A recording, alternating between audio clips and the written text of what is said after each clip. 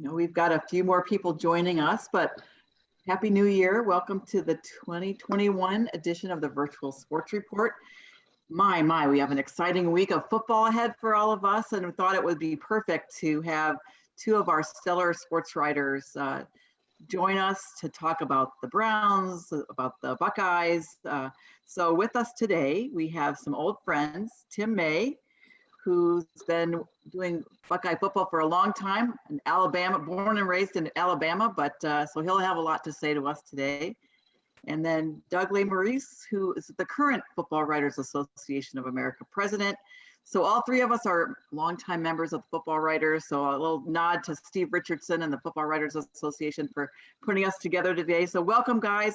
Why don't you just jump in and talk a little bit about your background, and we'll just get started. I think there's a lot to talk about for these next 20 minutes. Does Tim have to introduce himself? Everybody knows Tim. Who doesn't know Tim May? Good point. Introduce yourself. Who are you? I'm Tim's friend. I'm Doug Lesmerises. I started working at the Cleveland Plain Dealer in 2005, covering Ohio State. So this is my 16th season doing it, which is 1/3 as long as Tim. Also do other stuff for Cleveland.com.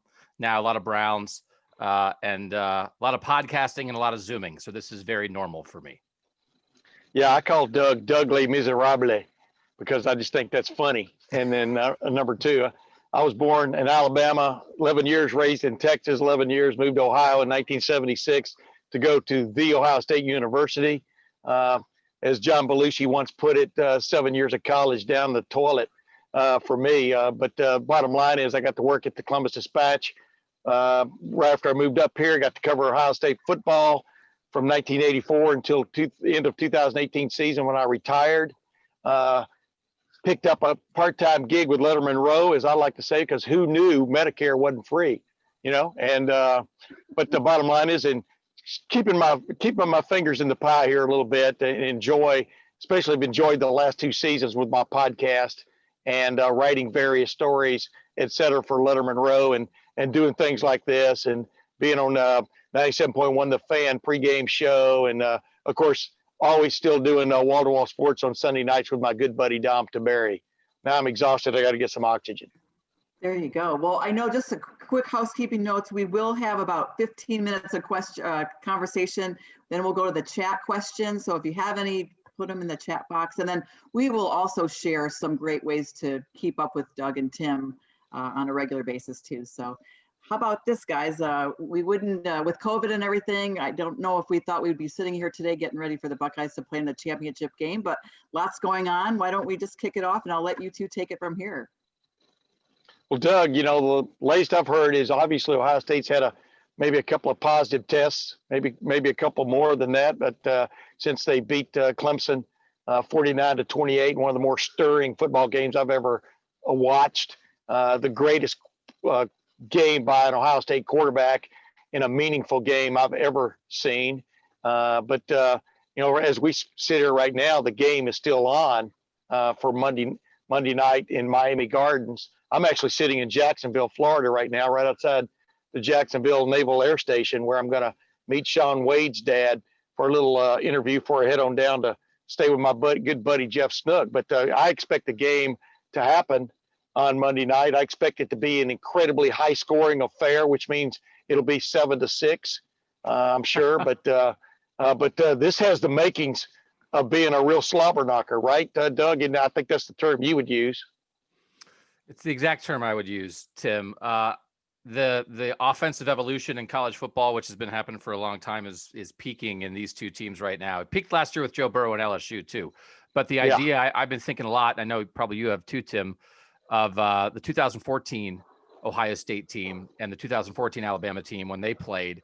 And those were two excellent teams. That Ohio State team, I don't think this Ohio State team in raw talent across the roster matches that team.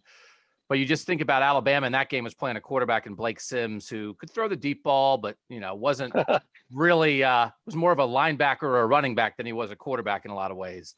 And for Alabama, who was sort of maybe late to the party in the offensive evolution because they were so good at defense, to have this now with two receivers like this, if Jalen Waddle plays, plus the running back they always have, plus a quarterback who finishes third in the Heisman, and the one team in the country who has a chance to rival that offensive firepower is Ohio State, is healthy, rolling Ohio State. And Agreed. now that's what they are. So I think we spent a lot of the year saying who could challenge Alabama, and then Ohio State in the semifinals said, well, we can. So I think this is a better title game, I think, than a lot of people maybe would have expected this year, because Alabama was just so dominant in a lot of ways, but Ohio State showed they absolutely can hang with them. Yeah, it's interesting. I grew up in Alabama. My dad took me and my older brother Ben to Alabama home games from 61 to 64. Saw Joe Namath play on two good knees. I said that before HBO did, But I have told everybody this is the best Alabama offense I have ever seen, and kept up with it like you have. But I've seen a few more of them than you have. And it's just amazing because a couple of years ago, Nick Saban kind of went, okay, I'm joining the Madden crowd here. I'm also going to play a lot of offense, defense be damned, because this is not the best Alabama defense by any stretch. So, and this is not the best Ohio State defense by any stretch. So, yeah, I'm expecting, as I called it, I'm calling it the Haymaker Bowl. I think these two teams are just going to throw haymakers at each other and see who's standing at the end of it all. Have we got past all the fun with beating Clemson? I think that there's, been from a fan perspective, it was awfully fun to wake up last weekend, knowing that we weren't the 11th ranked team in the country. But are you still hearing a lot about the Dabo? Oh, yeah. I mean, Ohio State has made Clemsoning a new thing, it's back. But, yeah, I mean, here's what you give up. And I think Doug will agree with me. The thing you like about Dabo Swinney is he said that he voted Ohio State 11th. He owned it. He explained it. And it reminds me when I was covering Ohio State football, since 84, but when Robert Smith was having some of his problems, somebody said in our profession said, Robert Smith talks too much. I go, there's no such thing when you're in our profession that somebody talks too much. But yeah, Ohio State got by possibly, in my opinion, an overrated Clemson. And, it was an underrated, at least in Dabo Swinney's ballot, Ohio State. But I think Ohio State is very well versed in how this goes, that just gets you to where you really want to be, which is the championship game. And I think the team has very much put that in the rearview mirror, right, Doug?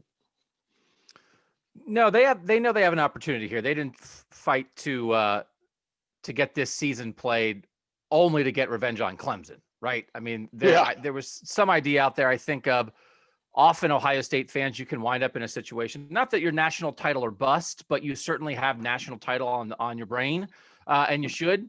And maybe would that be at all different this year? Because the Clemson revenge, even before the number 11 thing, the idea of getting Clemson back when you thought you were the better team last year and didn't win, would that be enough? Right. That, And we had a podcast where we kind of put that out there, that idea of, like if they lose to Alabama, will you be okay? And it was like, no, like it's not about that intermediate step. But the thing about that is that was personal. And I think that it's interesting when it's personal, because as I wrote right after the game, like everybody on here, your grandkids and great grandkids who are Ohio State fans will know where Dabo Swinney ranked Ohio State in the 2020 season. That's like the thing. That's going into lore. Yeah. Number 11 is hanging around forever. And you don't always have that. You usually have a talented opponent and a big stage and great players and great coaches. You don't always have the little extra twist. And that Clemson thing had that as much as, outside of a Michigan game, maybe as much as anything as I'd seen in a while. Yeah. And, most Ohio State fans will know where they were when Justin Fields went off. 6 touchdown passes. Half of them or more coming after he got hit in the back or hit in the lower ribs and had to leave the game for a play.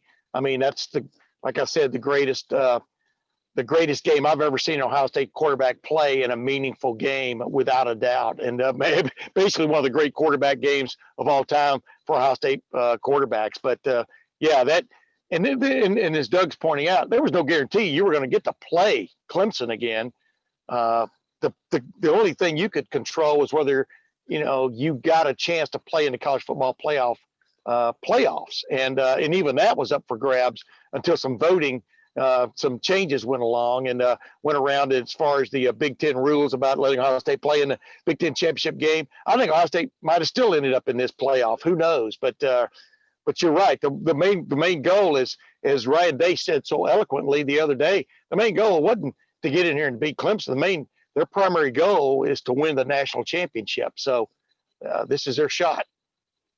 How do you think this team ranks as far as the golden era? I think there's we talked a little bit about this as we prepped for today. This time of Ohio State football is pretty stellar. Yeah, I had Orlando Pace on my podcast this week, and we talked about that. And he said really the buildup to this started when he was there, in the mid '90s. And it's just under John Cooper they started recruiting a little more around the country. But since Urban Meyer took over, like he said, Jim Tressel obviously won a national championship. But since Urban Meyer took over, it's just been on an upward climb. Just the talent pool that is at Ohio State. It's back in the old days. I remember I had Doug Donnelly on my podcast a couple of weeks ago before the game against Clemson. And I said, that game against Clemson really set the program back for just a half a second, but all of a sudden they're playing for the national championship the next year. This program has endured probably better than any other program in the country. When you really get even Alabama had its swoons, man, in the 80s after Bear Bryant was gone, and then after Gene Stallings was gone, until they got Nick Saban on board. But Ohio State, with a couple of seasons, 1999 and 2011, hasn't really had a big swoon. And that's what stands out about this. And clearly, I keep telling everybody, you're going to look back on this 20, 30 years from now, you people who are still standing, I probably won't be. This is going to be the golden era of Ohio State football, if in fact it's not continuing. Yeah, we did a thing a couple of years ago about how Ohio State is sort of indestructible. And to the point Tim made, you think about all the other great programs historically around the country, Texas and Michigan and Alabama and USC and Florida State, like everybody has a dip. Everybody has a dip. Your tradition doesn't guarantee you anything. And Ohio State hasn't had the sustained dip. But I think what this could be this year, and there's a caveat to this, but I think arguably if they beat Alabama, it's the greatest season in Ohio State history. Yeah. Because fighting to get the chance to play when you thought there wasn't going to be a season, and then you get to this playoff structure and you beat the two teams that are the only two programs that are higher than you on the current college football hierarchy, that Clemson and Alabama have dominated this playoff era, and Ohio State's been a half step behind, and to beat them both on the path to the second title in the playoff era in this crazy year. Now, you didn't get to play Michigan, and it's hard for me to say like, hey, the greatest season ever didn't include a Michigan game. So I'm not sure about that, but like everything that went into this, the national title is the goal, but the ultimate idea of going through Clemson and Bama, when that's who you've been chasing, not just one of them, even in 14, Oregon was a little bit of a step down. It's still a national title game. They were an underdog, but Oregon's not quite that. To get them both in the same year and beat them both in this year, that's as good as it's been. Hey, Doug, how screwy too, man. As I keep pointing out to people, Ohio State has played Clemson more times in the last two seasons than has played Michigan. That's how screwed up this year is. Yeah. And again, that personal thing, that Clemson thing, when you think about it, they played Clemson since 2013. They played Clemson more than they've played Iowa. They've played Clemson more than they've played Purdue. It's like Clemson's been in the Big Ten South. I mean, with the way the schedules are structured now, they've played since 2013. They've played Clemson 4 times and they've played Jim Harbaugh 5 times. So it's like, who's your rival? It's like, well, I don't know. We're playing them just as much as we're playing that guy. So there's a lot on the table that makes this. There's been a lot of great games and a lot of great things, but the combination of everything, it's on the table for them for this year to be maybe number one. Yeah, and these games they didn't get to play this year, Illinois, Maryland, and Michigan. If that had made people feel better about Ohio State, they were prohibitive favorites. I think in all three, including 29-point favorite over Michigan. So what did you really miss by not playing those, except for getting a few more numbers maybe in your win column? I'm sorry, I just threw that in there for no reason. No, that's great. So the one thing I wanted to add, I guess, talking a little bit about the comparison of back in 2002 with the Browns also playing within 24 hours of the Buckeyes. Maybe, Doug, a quick shout out to the Browns and what that might look like later this week. Yeah, we realize, not all Browns fans are Buckeyes fans and not all Buckeyes fans are Browns fans, but I've been communicating with people who are fans of both, and they were saying like what happened in the 3-day period last weekend was one of the great weekends of their lives, to have Ohio State beat Clemson again, this national rival, and then have the Browns come back and not just make the playoffs. And we know the Steelers didn't play their guys, but it was the Steelers. So it was the monumental achievement, but it was also personal in doing it. And now setting up the idea that if things go off as planned, the national championship game for Ohio State is going to kick off about 21 hours after the Browns-Steelers playoff game ends. And as people remember, 18 years ago, the Ohio State national championship game and that Browns playoff game were also within 2 days of each other. So it's been a long time waiting for Browns fans. Again, I've worked for the Plain Dealer and Cleveland.com since 2005. One of the reasons I think we're so invested in Cleveland in Ohio State coverage is because the Browns have been terrible. So if you're a football fan in the Cleveland area and you want to root for a team that has a chance on the weekend, it's like you got to root for Ohio State. So we've enhanced our coverage because of that. But now, now that they're both here, it is unfortunate. I mean, from a competitive standpoint, we know there are bigger issues with the pandemic, but here we are that both teams, both Ohio State and the Browns, are again at this stage being affected by that. But what else is new? They've both dealt with it and been affected by it all year. Chris Olave has missed games because of COVID. Myles Garrett has missed games because of COVID. I mean, like, this is not just something that's out there. They've had, from a competitive balance standpoint, some of their best players out.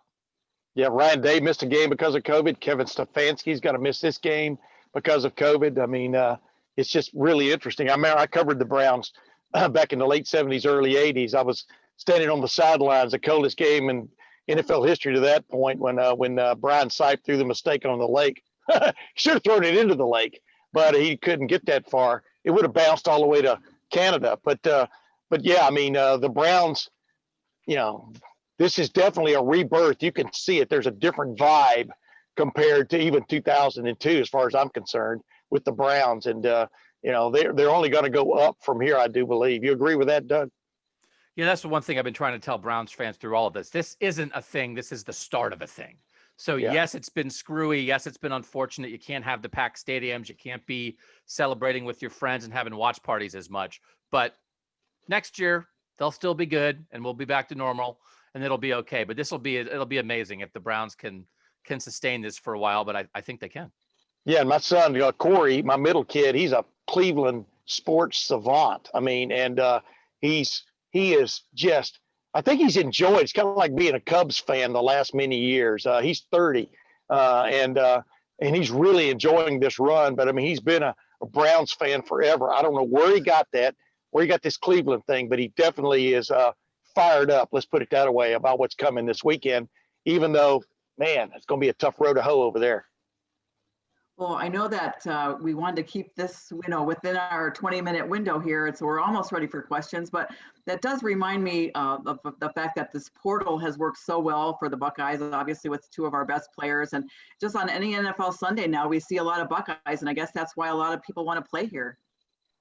Yeah, I mean, it wasn't that way for a while, though, Tim. I mean, it was not that way for a while. There was a time when you looked in the NFL 8 or 10 years ago, and Michigan had Tom Brady and Purdue had Drew Brees, and, Wisconsin had J.J. Watt. And it was like, well, where's like the Ohio State superstar on a Sunday? And it wasn't there. And that's the thing where, Jim Tressel had great teams. They didn't produce like dominant NFL superstars on a regular basis. And now you could make up a team of Ohio State players in the NFL and probably win a Super Bowl.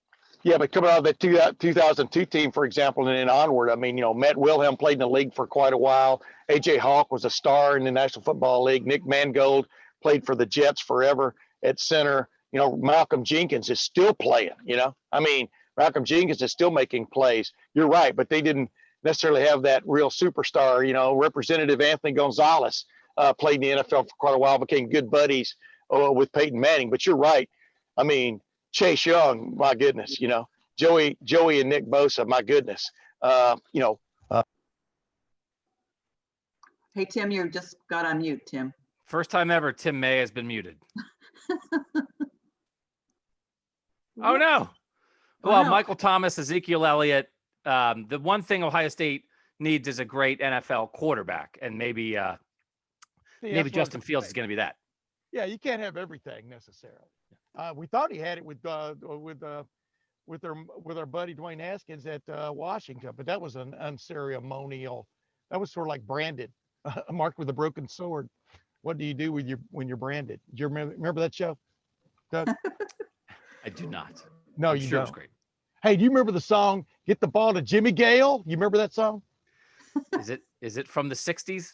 I don't. No, it's from the 70s. The Ohio State football team. I just won $20 by saying that on this Zoom call. Is there a bet? All right. Well, I think we're going to turn it over to Riley Newhart from our staff to field some questions.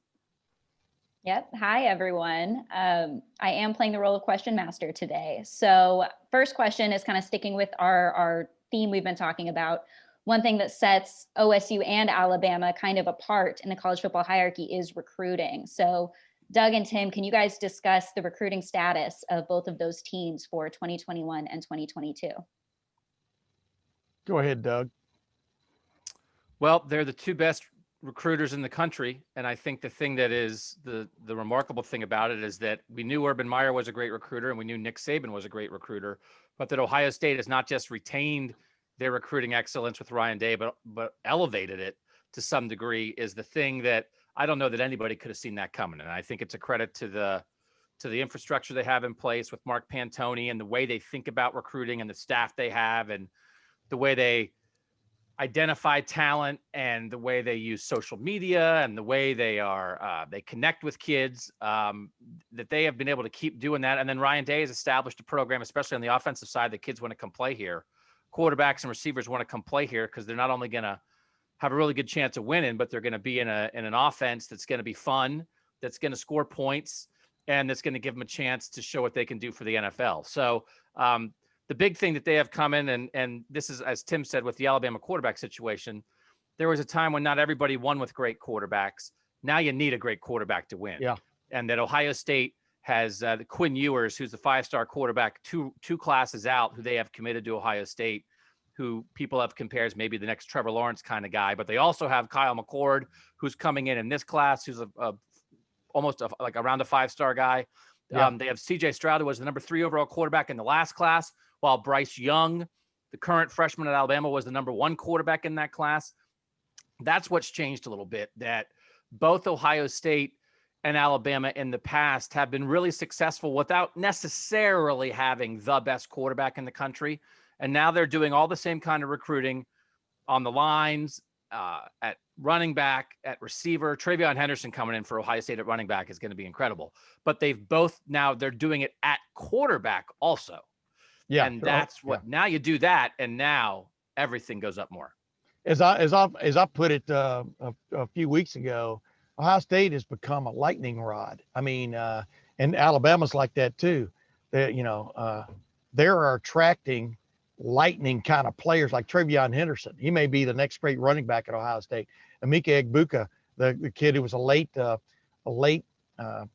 signee with Ohio State in this 2021 class, late commitment, whatever you want to call it.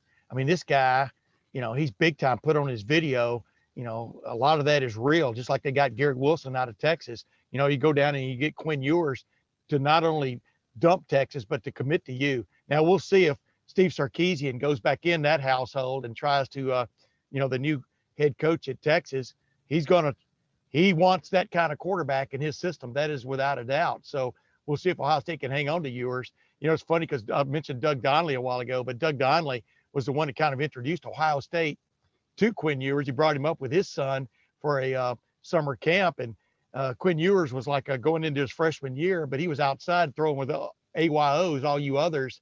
And Doug Donnelly told the Ohio State coaches, hey, because they bring the really good guys into the indoor facility and watch them run and throw and stuff.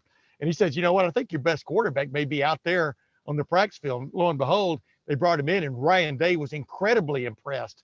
This was like 2.5 years ago. So, Ohio State has become the lightning rod, just like Alabama is, for big-time skill guys. And, of course, they're getting their share of the big-time linemen also, which sets you in good stead because, as Haskell Garrett said so eloquently yesterday, man, you got to win the line of scrimmage to win these kind of games that's coming up on Monday. And Ohio State's in pretty good shape on both sides. So next question is kind of a hot topic right now. So if former coach Urban Meyer takes an NFL position, do you envision any of the current Ohio State coaches going along with him? Who knows? I mean, obviously Ryan Day was in the NFL, Philadelphia, and then San Francisco. Ryan Day pretty much, you know, he's not going to go anywhere as an assistant coach at this point. But you know, it'd be interesting. Greg Madison obviously has had NFL experience. There's a guy that might be attracted to, you know, to Urban, but who knows? I mean, I'm sitting here just kind of like filibustering because, you know, Urban hadn't taken the job yet. I thought maybe Urban was in the back seat there, Tim, freezing your video. Like, He Tim, was. don't give my staff away. He went inside to get us some chicken. Go ahead. The guy that I wonder about, that my nothing more than a guess, but I guess an educated guess, would maybe be Mickey Marotti, who's been Urban Meyer's right-hand man in everything forever. And Mickey Marotti has been so important.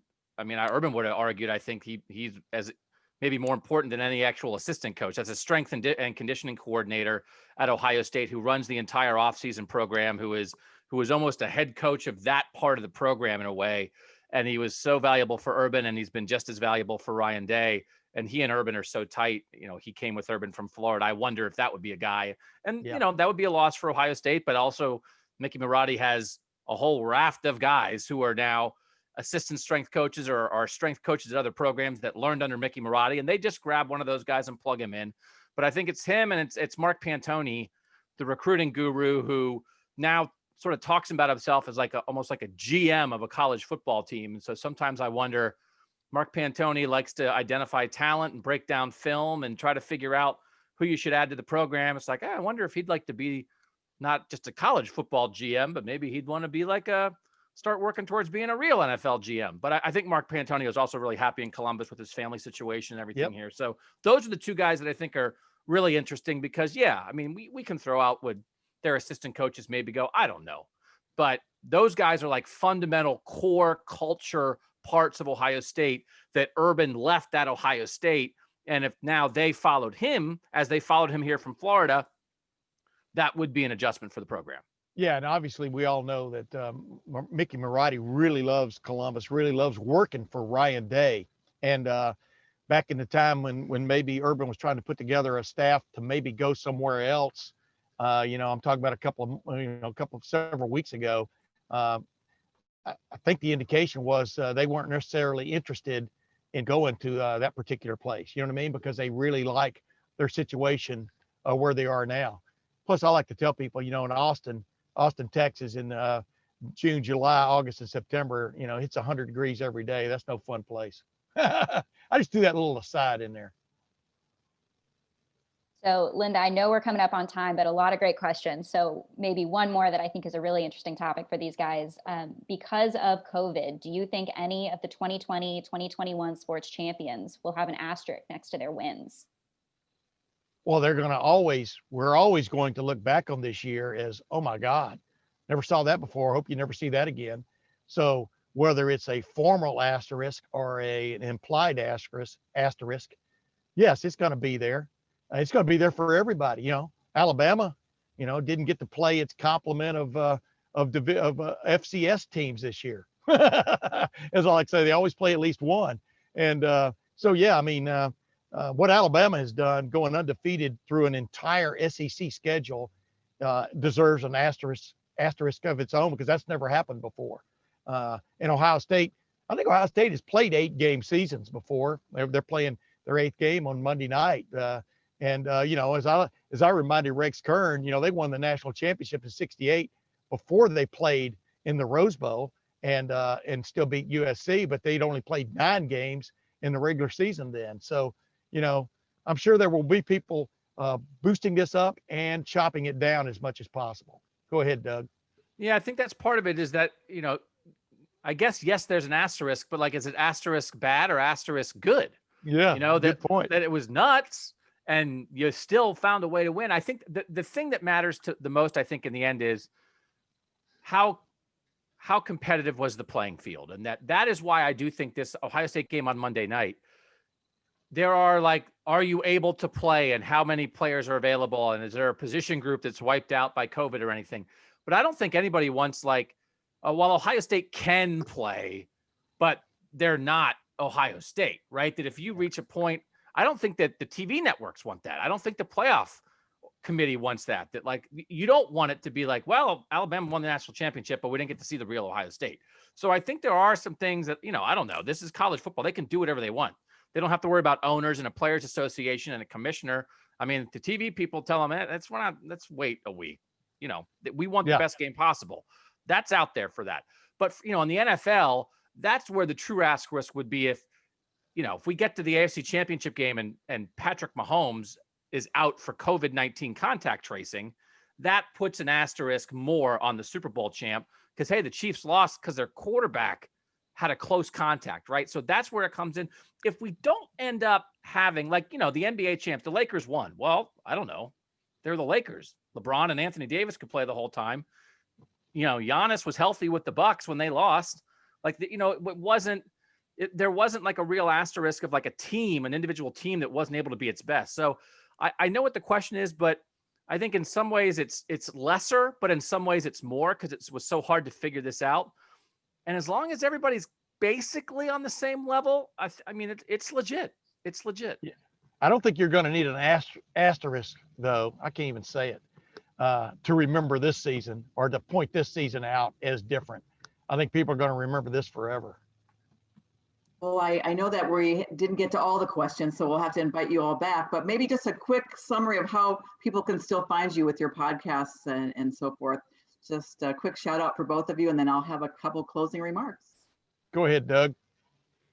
So you can find Tim at Letterman Row. Is that what you meant, Tim? Go ahead. Yeah, go ahead and boost me. Yeah. Tim's address Props. If you want to go visit him at his house.